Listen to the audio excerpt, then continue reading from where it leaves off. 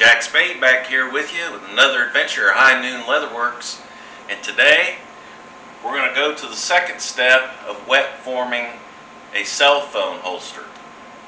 So come on in and let's get started. Alright, today we're going to go ahead and do the next step.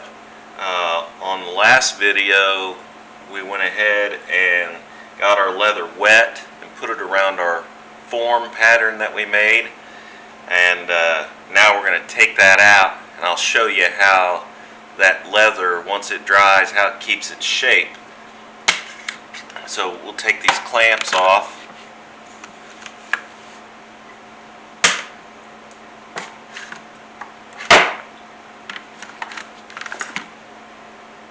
It's pretty amazing. I've seen people make a lot of things by wet forming leather. Probably one of the neatest things I ever saw was a full face leather mask that they had made and wet formed it to their face, and it was really intricate and neat looking. So we'll take the outside form off,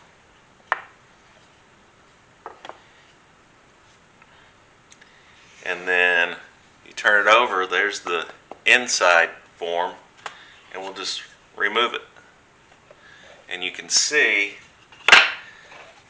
what that did. This is some ink, some writing that I had on the back side of this. I should have had that up, but that'll get covered up with dye. But you can see how that turns that basically into a 3D piece of leather. And if you can make a mold in any shape, you can do this to leather. So I notice after you wet form it, it is a little stiffer than the leather was beforehand. I'm sure that's just the water that causes that. Now the next thing we need to do is we're going to have to trim this down, because obviously we don't need all this. Then we'll have to find us a piece to go on the back. So let's go ahead and move this board, and let's find us a straight edge here. And I'm going to mark this with my little stylus, and I'm just going to go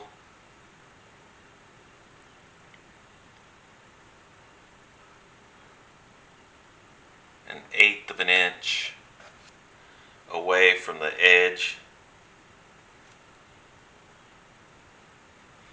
I think that'll give us enough room where we can make our marks for our stitching holes.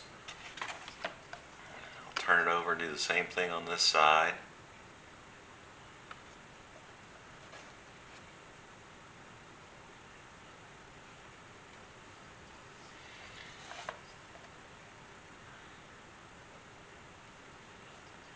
And then we'll go around the corners. It's almost like connecting the dots as you go around those corners. So you want to put those marks fairly close together.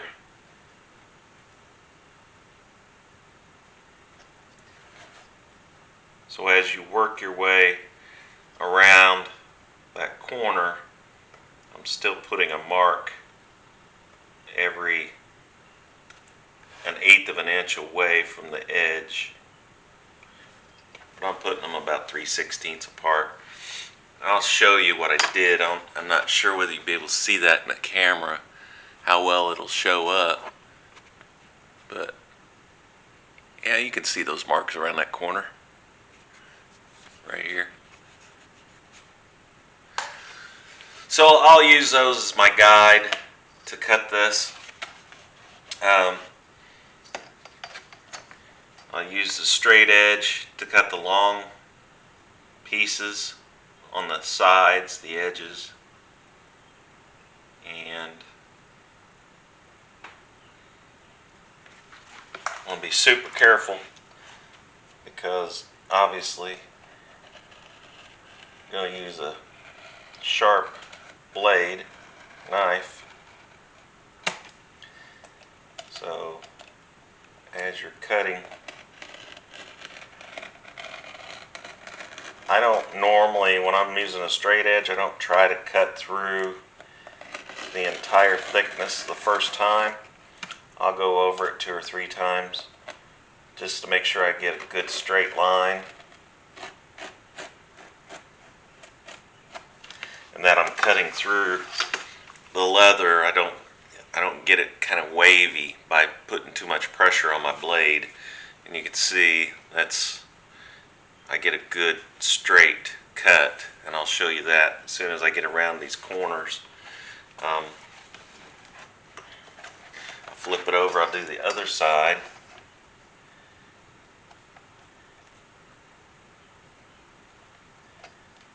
I'll do the 3 straight cuts first, then I'll go around the corner, or the 2 corners.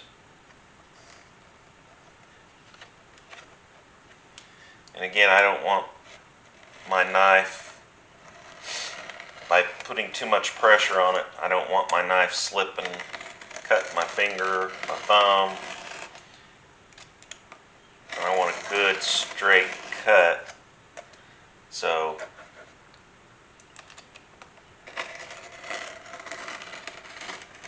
by starting out knowing I'm going to make multiple cuts, that'll give me a nice straight cut by making multiple passes.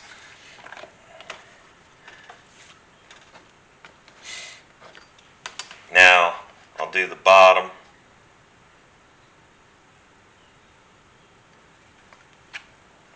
Do the same thing.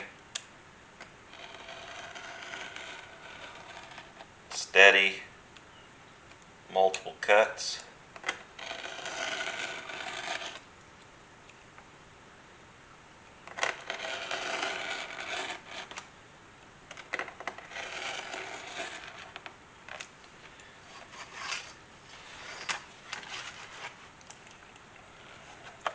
I didn't go far enough on this corner, so let me straighten that out real quick.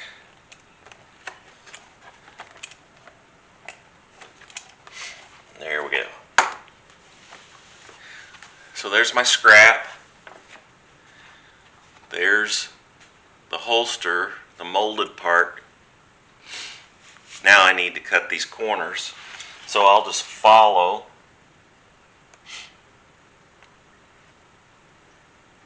my marks.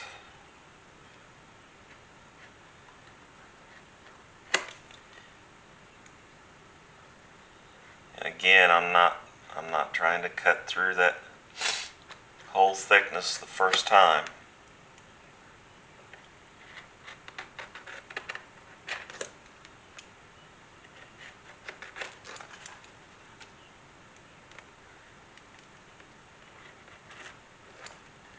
Seems like slow and steady is the key when wanting to cut a good straight line or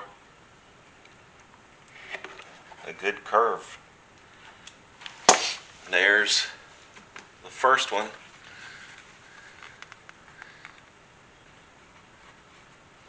And all I did was follow those marks that I had indented in there.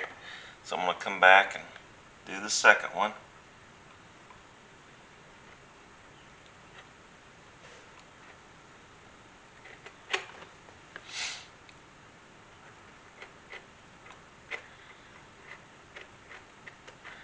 Again, I'm keeping the fingers out of the way.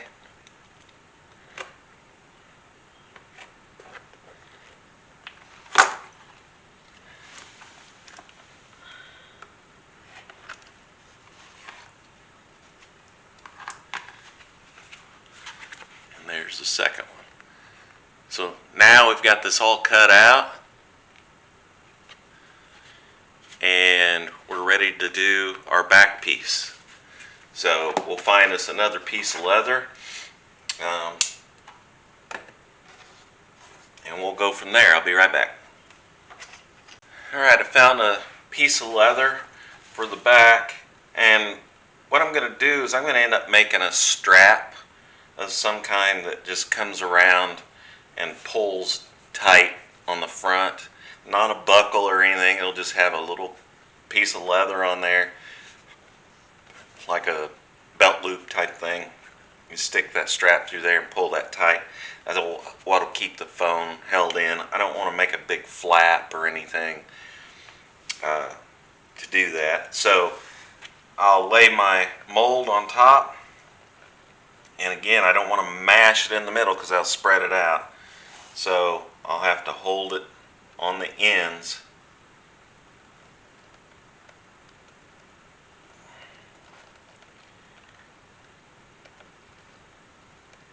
And I'm just taking a ballpoint pen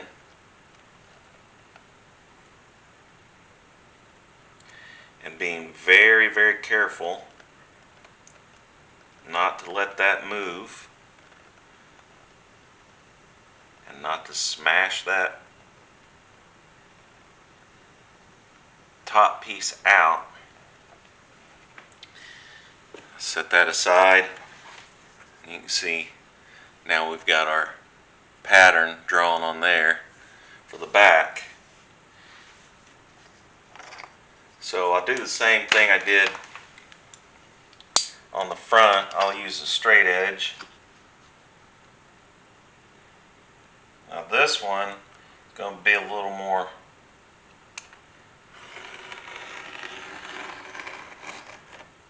forgiving because it's going to be easier for me to hold the leather down with my straight edge because I have more meat on the leather to do that. Again, I'm not trying to cut it in one pass. I want good, even, straight cuts. So I take my time.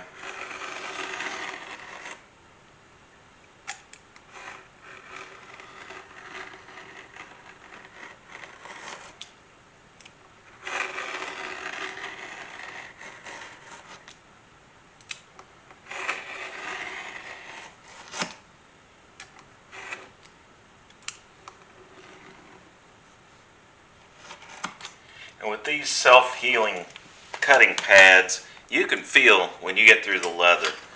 You can feel when you're through the leather and you start touching the pad. So that makes it nice. We'll go ahead and do this before we do the corners. Do the bottom straight edge again.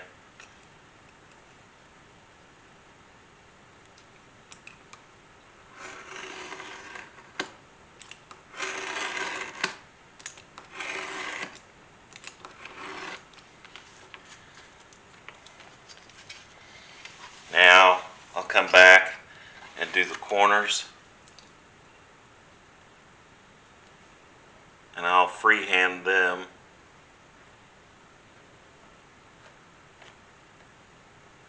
because they do have the ink line on them, so make it easy for me to follow.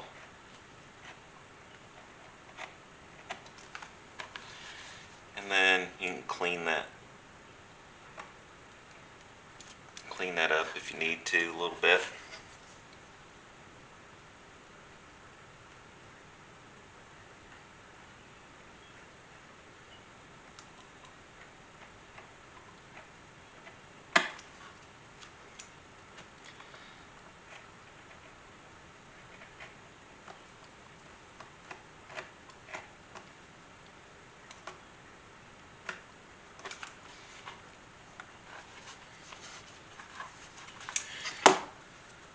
You see now, got the rounded edge there. Now we'll take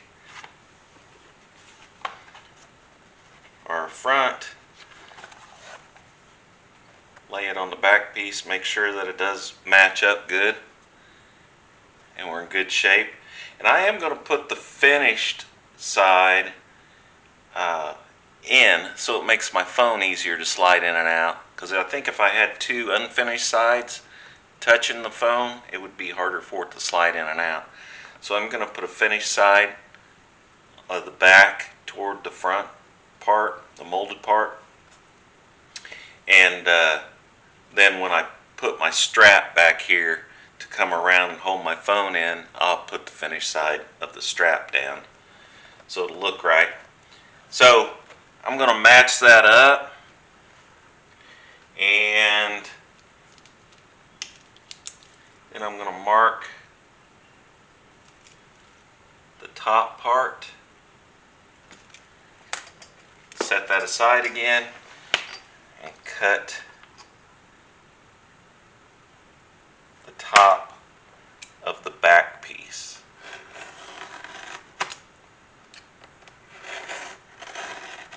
Get that nice and straight. So there's my finished back piece, and there's my front, the molded piece. So those will end up sewing together. I'll actually glue them and then stitch them together. So that's it today for our adventure in leather, the molded cell phone holster. And we got that molded cut out, the back cut out, and when you come back next time, we'll be doing the stitching, getting prepped for the stitching part. It's interesting because I'm not sure. I think I might have done it on the knife sheath that I sent to the Bell Life, but come back next time and we'll move on to the next step. So as I always say, please like, share, and subscribe, and I'll see you next time.